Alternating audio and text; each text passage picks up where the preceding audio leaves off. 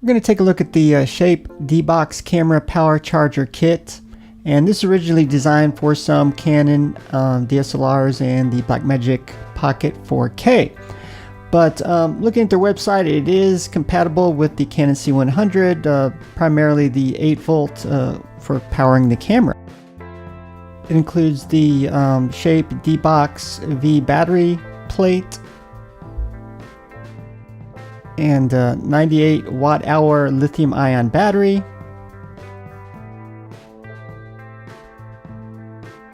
An adapter to use it with 15mm rail system, which I'm not going to use because we're going to put it on a Canon C100 cage, but it does allow for up to 4 positions, and actually I may end up trying it later on perhaps.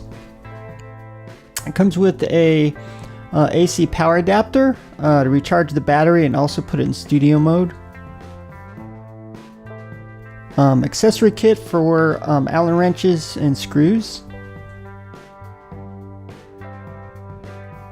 This is for your Canon camera DSLRs, which we don't have to use since we're using the Canon C100, and 1 accessory cable, which is really not going to be enough for me, so I'm going to have to get some more.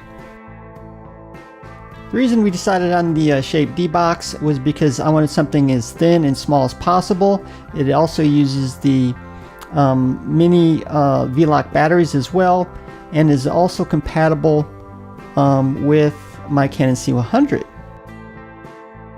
We're going to look at some of the power connections. At the very top, they do have a USB port for recharging cell phones, accessories. Unfortunately, it's in a bad spot, but at least they put a cover on it to avoid things getting stuck in the port. At the very top, you do have a D-tap, which does provide 16.8 volts up to. The next one is 12 volts, which is great for field monitors, 8 volts, which is for most cameras, and 5 volts, which is for accessories. Now this one here with the AC cord you can use for recharging the battery, and which is really cool.